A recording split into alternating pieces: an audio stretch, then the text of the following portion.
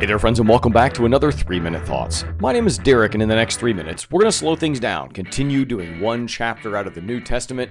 Again, it's no pressure to agree, it's just a willingness to open those ears and listen honestly to the things that Jesus is saying throughout our text.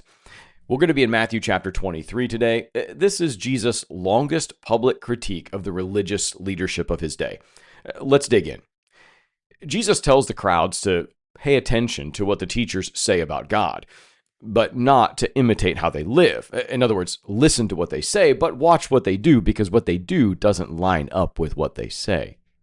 Their problem isn't ignorance, rather it's about performance. They pile spiritual expectations on others while they protect themselves. They love titles, status, front row seats. Their faith has become something to display instead of something to be lived out. Jesus keeps repeating the same word, woe. It's not a curse so much as a warning.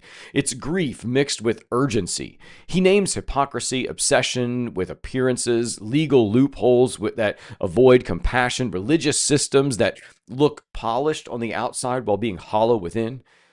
Then he uses one of his sharpest images, whitewashed tombs, beautiful on the surface, but death and decay underneath. That metaphor lands because it stings. It hurts. It calls out the reality of what it looks like to just go through the motions. You see, Jesus is not attacking faith in and of itself. He's attacking what happens when faith becomes disconnected from humility, from mercy, from justice, and from acts of kindness toward one another. As you approach the end of the chapter, Jesus' tone changes, though. He looks at Jerusalem and he speaks with heartbreak rather than frustration or even anger.